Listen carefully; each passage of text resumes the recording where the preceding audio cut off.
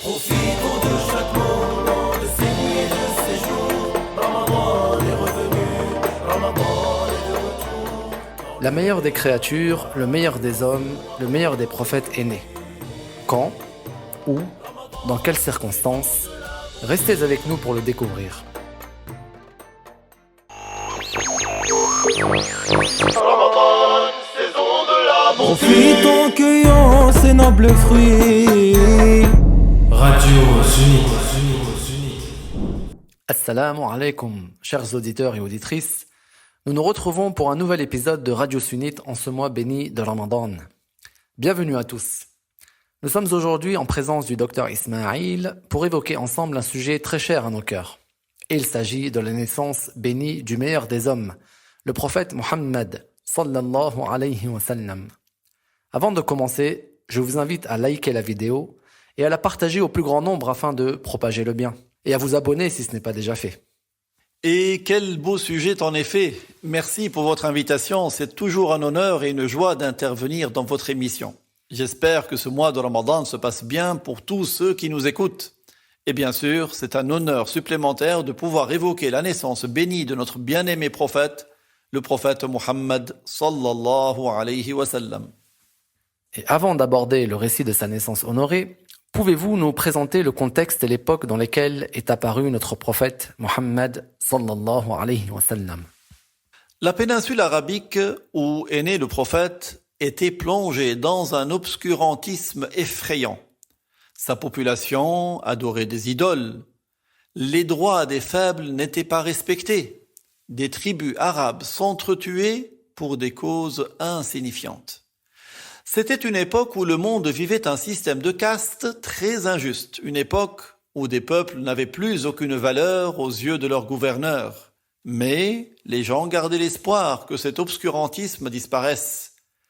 Et le 12 du mois de Rabi'un al-Awwal, durant l'année de l'éléphant, est né à la Mecque honorée, la mère des villes, dans les quartiers de Banu Hashim, celui qui allait éclairer la terre d'est en ouest avec la lumière de la justice et de la foi, comme une pleine lune éclatante.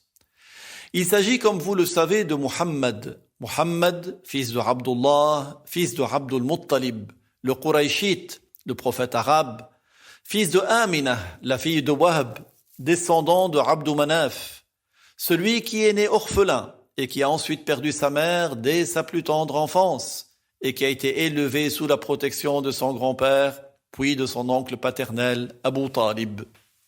Vous avez abordé la mention d'une partie de la généalogie du prophète Muhammad, mais arrêtons-nous quelques instants sur le nom du prophète. Parlez-nous de sa signification. Pouvez-vous nous citer d'autres noms par lesquels le prophète sallallahu alayhi wa sallam a ensuite été connu? Le nom du prophète est Muhammad. Et la signification de son nom est celui qui est très loué, celui dont on fait beaucoup l'éloge, celui dont on mentionne les qualités. Il est très loué parce que Allah le loue dans le Coran honoré. Il mentionne dans le Coran les qualités du prophète Muhammad sallallahu alayhi wa sallam. Les anges aussi le louent et mentionnent beaucoup les qualités du prophète Muhammad sallallahu alayhi wa sallam. D'autre part, on l'appelle Muhammad parce qu'il possède beaucoup de qualités et de caractères louables qui impliquent que l'on fasse son éloge. Voilà ce que signifie son nom, Muhammad. Il s'appelle aussi Ahmad. Le nom Ahmad, en arabe, signifie celui qui loue le plus son Seigneur parmi ceux qui font l'éloge du Seigneur. Or, tous les prophètes font l'éloge du Seigneur. Les musulmans font l'éloge du Seigneur. Mais celui qui fait le plus l'éloge du Seigneur, c'est le prophète Muhammad sallallahu alayhi wa sallam. Il a donc été nommé Ahmad. Il est aussi Al-Hashir, celui après lequel les gens seront ressuscités. Cela peut vouloir dire qu'après son époque, il n'y aura plus de prophètes. Et ce sera ensuite la résurrection. Ce sera la fin du monde d'ici-bas. Et cela peut vouloir dire que c'est lui qui sortira le premier de sa tombe au jour du jugement et qu'après lui, les gens seront ressuscités. Voilà ce que veut dire Al-Hashir. Très intéressant. Muhammad, Ahmad, Al-Hashir. À travers les différents noms du prophète, sallallahu alayhi wa sallam, celui que Dieu agrée le plus, nous en apprenons davantage sur sa personnalité et ses qualités. Que Dieu l'honore et l'élève davantage en degrés. Pourriez-vous poursuivre et nous citer d'autres noms peut-être ? Nous ne nous lassons pas de citer ses qualités et de faire son éloge. Il a d'autres noms, effectivement, parmi lesquels Al-Aqib, qui signifie qu'il est celui qui a succédé aux prophètes qui l'ont précédé dans le bien. Il succède aux prophètes qui étaient venus avant lui pour apporter le bien. Ce nom signifie aussi qu'il est le dernier des prophètes, celui après lequel il n'y a aucun nouveau prophète. Il est aussi appelé Al-Mahi, celui par lequel Allah efface la mécréance. En effet, Allah a fait qu'un grand nombre de mécréances ont été effacées par la cause du prophète Muhammad sallallahu alayhi wa sallam. Il est aussi appelé Nabiyur Rahmah, le prophète de la miséricorde, car il est prophète et a appelé à la miséricorde. D'autre part, Allah Ta'ala l'a envoyé en tant que miséricorde et il nous a donc informé de la miséricorde de Allah Ta'ala. Voilà ce que veut dire Nabiyur Rahmah, le prophète de la miséricorde. Il est aussi appelé Nabiyut Tawbah, le prophète du repentir, c'est-à-dire qu'il nous informe que Allah accepte le repentir quand le repentir est fait dans les conditions requises, que le prophète Muhammad sallallahu alayhi wa sallam nous a transmises. Il est donc appelé Nabiyut Tawbah, le prophète du repentir. Il est aussi appelé An-Nabiyul Ummi, le prophète qui n'écrivait pas et qui ne lisait pas. Dans son cas, c'est un miracle, car sans lire et sans écrire, il a enseigné les sagesses. Sans lire et sans écrire, il a transmis ce qui figurait dans les livres anciens. Plus encore, il a montré ce que d'autres avaient falsifié dans ces livres-là. Allah a montré par cela que cet homme, qui n'a pas lu les livres anciens, et qui était connu dans son peuple comme n'ayant jamais appris auprès d'un enseignant, cet homme n'a transmis ces informations que par la révélation de la part de Dieu. Il est aussi appelé Al-Hadi, dans le sens qu'il est celui qui montre le chemin de la bonne guidée, celui qui est une cause de bonne guidée parmi les gens. Quant à Allah Ta'ala, il est Al-Hadi, dans le sens que Allah est le créateur de la bonne guidée dans le cœur des musulmans. Il y a donc une différence entre la cause et le créateur de la cause. Le prophète est une cause du bien. Allah est le créateur du bien. Barakallahu fikum. Nous pourrions rester un long moment à citer ses noms et ses qualités. Revenons brièvement sur le nom par lequel il était le plus connu, à savoir Muhammad. Comment sa mère avait-elle choisi de lui donner ce nom ? Sa mère Amina avait eu un jour une visite, alors qu'elle était enceinte de lui. Et il lui avait été dit de le nommer Ahmad et Muhammad. Son grand-père, Abdul Muttalib, a fait pour lui la aqiqa le 7e jour suivant sa naissance. Et il lui a donné le prénom de Muhammad. Lorsqu'il avait été interrogé sur ce point et sur le fait qu'il ne s'agissait pas du nom de l'un de ses aïeux, il avait répondu qu'il souhaitait qu'il soit loué dans les cieux et sur terre. Or, personne avant notre prophète sallallahu alayhi wa sallam n'avait possédé ces deux prénoms à la fois, c'est-à-dire Ahmad et Muhammad. De même que personne parmi le peu de gens qui avaient porté le prénom de Muhammad avant lui n'avait prétendu être prophète. Personne n'a attribué la prophétie à l'un d'entre eux non plus. Il était le premier donc à avoir ces deux prénoms et à avoir prétendu être prophète. Vous avez mentionné le nom de la mère du prophète, à savoir Amina, mais pourriez-vous nous rappeler comment s'appelait le père du prophète Muhammad sallallahu alayhi wa sallam ? Le père de notre prophète Muhammad se nommait Abdullah. Le père du prophète est tombé malade et il est décédé à Médine alors qu'il n'avait que 25 ans. Amina était enceinte de 6 mois.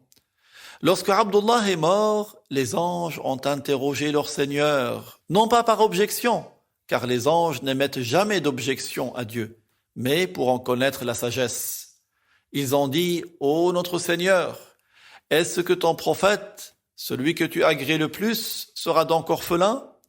Allah Ta'ala leur a dit, ce qui signifie « Je suis prioritaire pour le préserver, je suis prioritaire sur sa mère et son père ». C'est moi qui l'ai créé et qui lui accorderai sa subsistance. C'est moi qui le ferai grandir et qui lui donnerai la victoire sur ses ennemis. Et c'est ce que j'ai prédestiné, car je suis tout-puissant. Les spécialistes de la généalogie ont indiqué que le prophète Mohammed était aussi un descendant du prophète Ibrahim. Pourriez-vous nous en parler?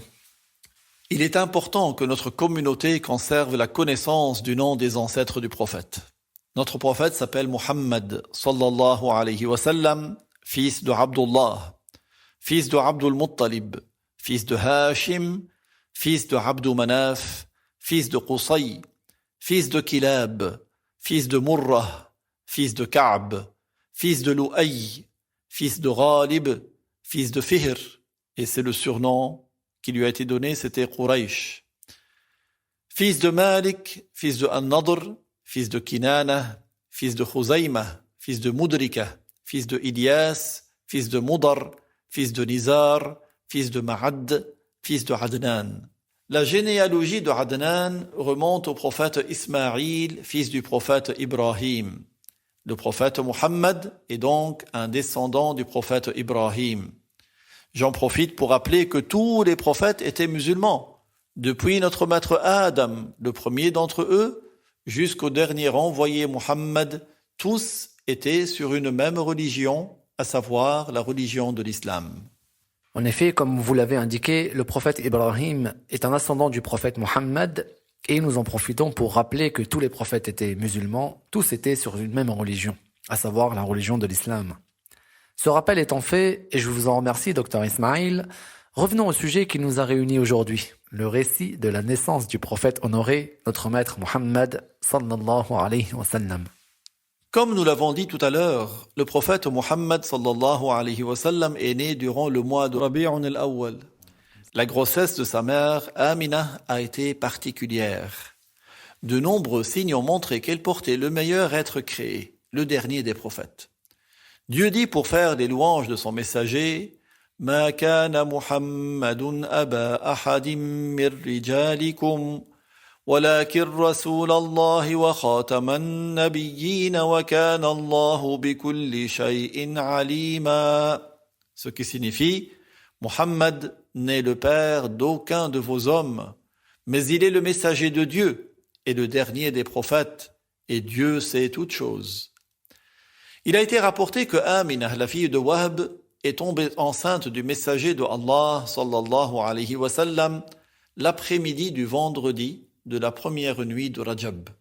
Son époux s'appelait Abdullah, fils de Abdul Muttalib. Lorsqu'elle est tombée enceinte de lui, on voyait les oiseaux qui voletaient autour d'elle par honneur pour celui qu'elle portait en son sein.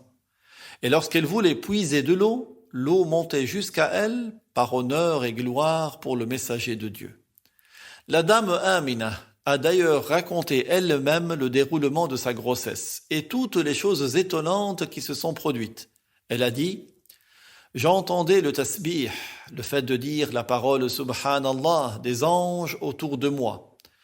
Et j'ai entendu quelqu'un dire « Voici le maître des messagers. » Or, j'ai vu dans le rêve un arbre qui portait des étoiles.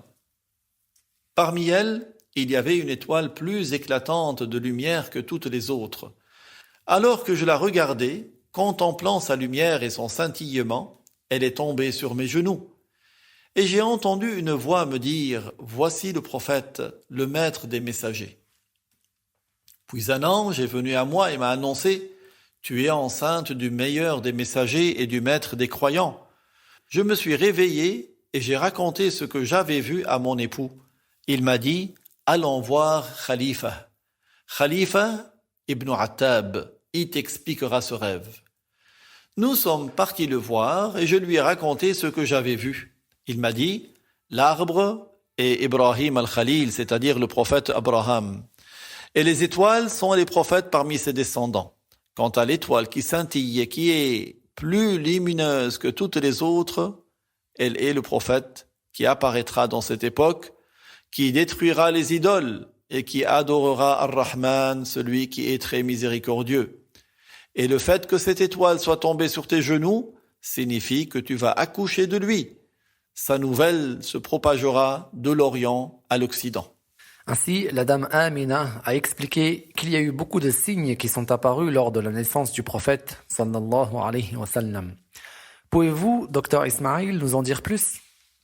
Parmi les plus importants de ces signes, on peut citer une lumière qui est sortie de sa mère et qui s'est diffusée jusqu'à ce que les palais de Bousra, au sud de la Syrie, en soient illuminés. La mère du prophète a vu ces constructions au loin illuminées par cette lumière-là. Cela nous montre le haut degré du prophète Muhammad sallallahu alayhi wa sallam, mais également que sa mère avait un statut élevé, parce qu'elle a vu cette lumière. Les savants ont dit que la mère du prophète était croyante, était musulmane ayant suivi un prophète, et qu'elle est morte musulmane en ayant atteint la sainteté, puisqu'elle avait pu voir cette lumière. Parmi les signes observés lors de sa naissance, il y a l'apparition de son étoile. Zayd, fils de Amr, fils de Nufayl, a dit « Un des savants du Cham avait dit « Un prophète est apparu, ou va bientôt apparaître dans ton pays, car son étoile est apparue. Alors retourne-y, crois en lui et suis-le. » Un autre signe important a eu lieu à la naissance du prophète. C'est la secousse qui a fait trembler le palais de Khosroès. Le terme Khosroès, c'est le nom utilisé pour désigner les rois de Perse. Ils se font appeler Khosroès, tout comme les rois d'Éthiopie se font appeler Négus, et les rois d'Égypte se font appeler Pharaon. Le palais de Khosroès, le roi des Perses, a tremblé et 14 balcons se sont écroulés.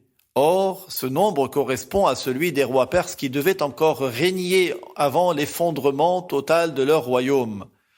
Et concrètement, depuis la naissance du prophète Muhammad sallallahu alayhi wa sallam, jusqu'à l'effondrement du royaume perse, 14 rois se sont succédés, dont le dernier a vécu à l'époque du califat de Othman ibn Affan, que Dieu l'agrée. On peut citer aussi la lagune de Sawa, qui s'est asséchée. Sawa, aujourd'hui, est une ville nommée Saveh en Iran, à 150 km au sud-ouest de Téhéran. Il y avait là une lagune sur laquelle les bateaux naviguaient. Elle s'est asséchée, non pas progressivement, mais d'un coup, ce jour-là.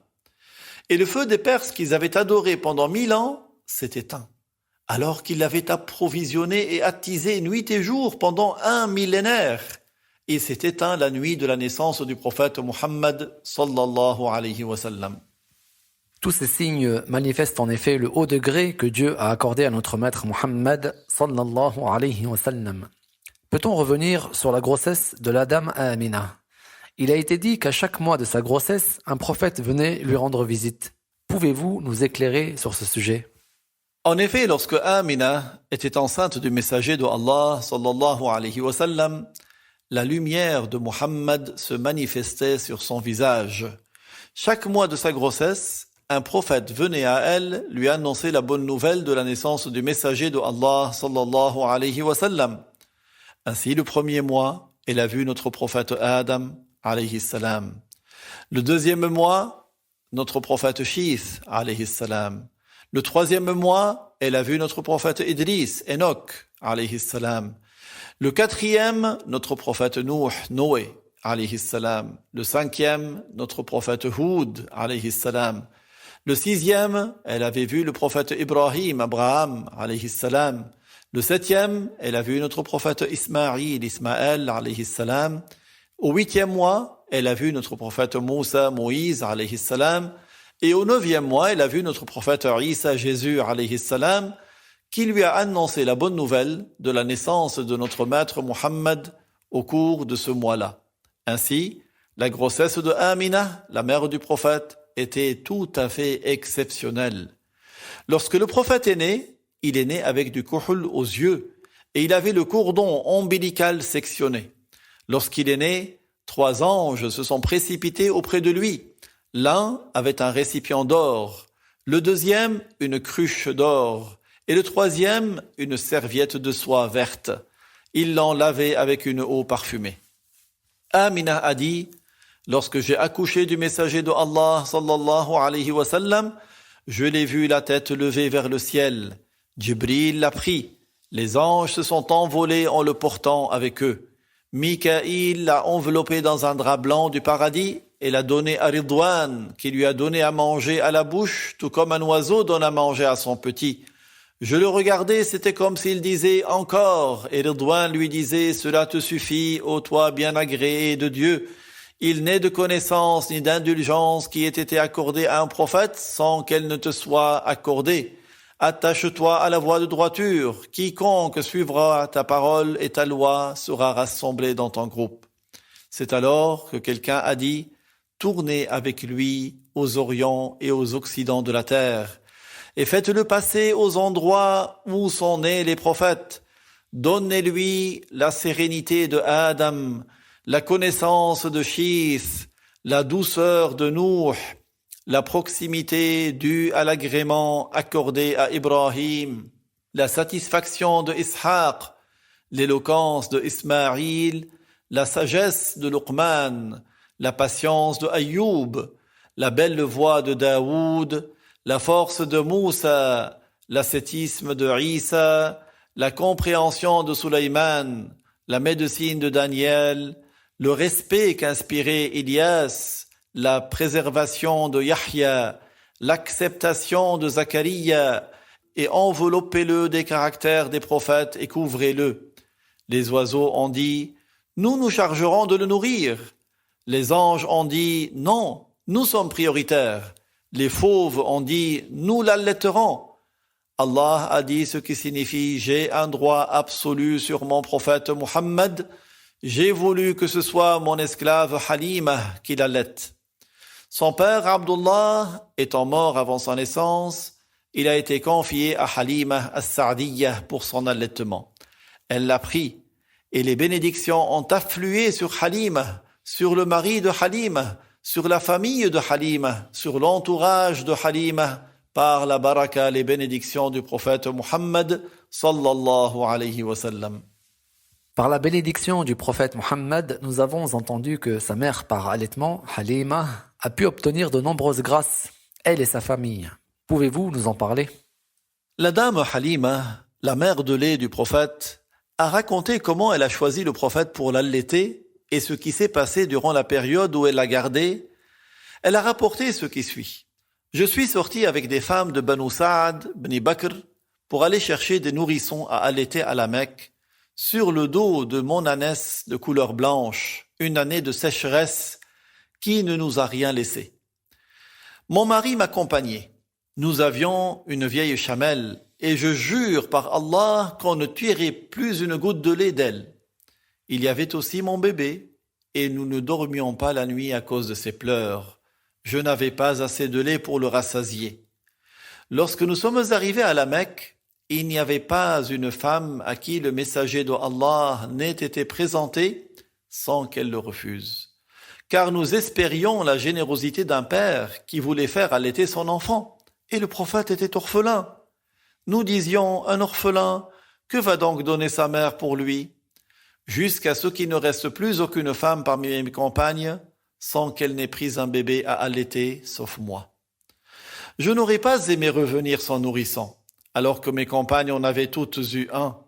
J'ai dit alors à mon mari, je jure par Allah que je vais retourner vers cet orphelin pour le prendre.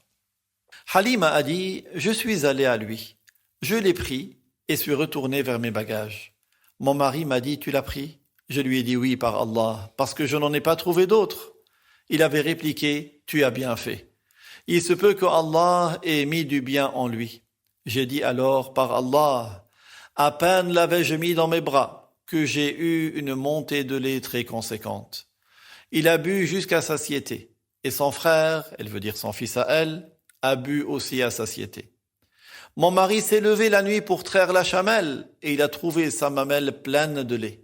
Nous l'avons traite et avons obtenu ce que nous avons voulu de lait.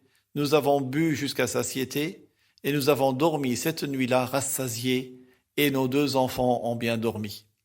Son père, elle veut dire son mari, me dit « Par Allah, ô Halima, je ne peux que constater en toi que tu as reçu une âme bénie. Nos enfants se sont endormis rassasiés. » Elle a dit « Puis nous sommes sortis de la Mecque. Par Allah, mon ânesse a devancé tout le convoi, au point que les gens me disaient « Attention, va doucement, n'est-ce pas là l'ânesse avec laquelle tu es sorti ?» Et je disais « Mais oui, par Allah !» Elle a continué à être en tête jusqu'à ce qu'on arrive à nos maisons de la cité des Banu Sa'ad ibn Bakr. Nous étions revenus là où la terre était aride. Je jure par celui qui détient la vie de Halima, par sa puissance, les gens faisaient paître leurs moutons le matin et mon berger faisait paître mes moutons. Mes brebis revenaient grasses et leurs mamelles pleines de lait, alors que les leurs revenaient faméliques et sans lait. Nous buvions donc le lait que nous voulions, alors que dans la cité, nul ne tirait ni ne trouvait une goutte de lait. Les gens disaient alors à leur berger, « Malheur à vous, pourquoi ne faites-vous pas paître là où fait paître le berger de Halima ?» Ils ont alors fait paître dans les recoins où nous faisions paître nos brebis, mais les leurs revenaient affamés et sans lait, alors que les miennes revenaient avec des mamelles grasses. Plus tard, ses parents de lait l'ont ramené à sa mère à la Mecque. Halima a dit, nous sommes retournés avec lui voir sa mère. Je lui ai alors dit, ou son père à lui a dit, rends-nous notre fils, pour que nous retournions avec lui. Nous craignons pour lui qu'il tombe malade à la Mecque. Halima a ajouté, nous tenions à le garder en raison de ce que nous avions vu de sa bénédiction. Nous avions tellement insisté que Amina nous a dit, repartez avec lui. Nous sommes retournés avec lui et il est alors resté chez nous 2 mois de plus. Il grandissait, sallallahu alayhi wa sallam, en un jour, comme les enfants grandissent en un mois. Et en un mois, comme les enfants grandissent en un an. Il atteignit 2 ans et il était déjà un jeune garçon fort. Les récits des dames Amina et Halima au sujet des premières années du prophète sont tout simplement magnifiques. Ces 2 femmes, ces 2 mères du prophète, elles ont eu l'honneur de s'occuper du meilleur être créé, de le prendre dans leurs bras, sallallahu alayhi wa sallam. Docteur Ismail, je vous invite maintenant à conclure cet entretien. Eh bien, pour conclure, je vous propose de citer une partie de sa description physique, avant de nous quitter. Puisse cela être une cause pour que nous le voyions sous sa véritable apparence dans le rêve. Que Dieu nous l'accorde, amin. Le prophète sallallahu alayhi wa sallam avait une belle barbe, des sourcils arqués et fins. Il avait des yeux noirs ornés de kohl. Son corps ne comportait aucun défaut. Il était de taille moyenne. Sa poitrine était large. Sa tête bien proportionnée avec un large front. Le haut de son nez était élevé et sa partie médiane légèrement bombée. De la naissance de son nez jaillissait une clarté resplendissante. Ses 2 incisives supérieures étaient légèrement espacées. Il avait des joues douces et planes et des dents très blanches.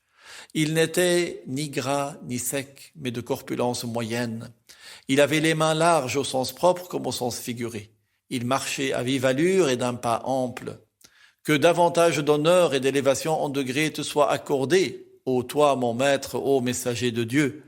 Combien ta personne est belle, combien tes caractères sont parfaits, combien ton mérite est grand sur ta communauté, que Allah t'honore et t'élève davantage en degré dans la vie d'ici-bas et dans la vie de l'au-delà. Amin. Et nous terminons cette interview sur ces belles paroles. Merci à vous, Dr Ismail, pour toutes ces informations. Et merci également à tous ceux qui nous ont écoutés. Ramadan est le meilleur mois de l'année. Multiplions les bonnes œuvres. Sachez, chers auditeurs et auditrices, que vous pourrez retrouver l'émission de jour sur notre chaîne YouTube APBIF, ainsi que davantage de contenus tels que des récits sur les prophètes, des madih et bien d'autres choses encore. N'hésitez pas à naviguer sur la chaîne. Et pour ne rien manquer, je vous invite aussi à vous y abonner si ce n'est pas déjà fait. Suivez également l'actualité de la PBIF sur nos réseaux sociaux, Telegram, Facebook, Instagram ou encore Twitter, ainsi que sur notre site internet apbif.fr, riche en informations utiles. Enfin, pour clôturer cette émission, j'aimerais vous rappeler de préserver votre langue des mauvaises paroles. Une fois, un homme a dit à un autre, « Un tel t'a insulté ». Il lui a répondu, « Lui m'a lancé une flèche, mais il m'a raté. Alors pourquoi as-tu pris la flèche et me l'as-tu plantée dans le cœur ?» Que Dieu nous préserve de rapporter les paroles pour semer la discorde. Rendez-vous très bientôt pour une nouvelle émission, Inch'Allah. Wassalamu alaykum. Profitons de chaque moment de ces nuits et de ces jours. Ramadan est revenu, Ramadan est de retour. Dans le meilleur des mois, durant ce mois honoré. Profitons de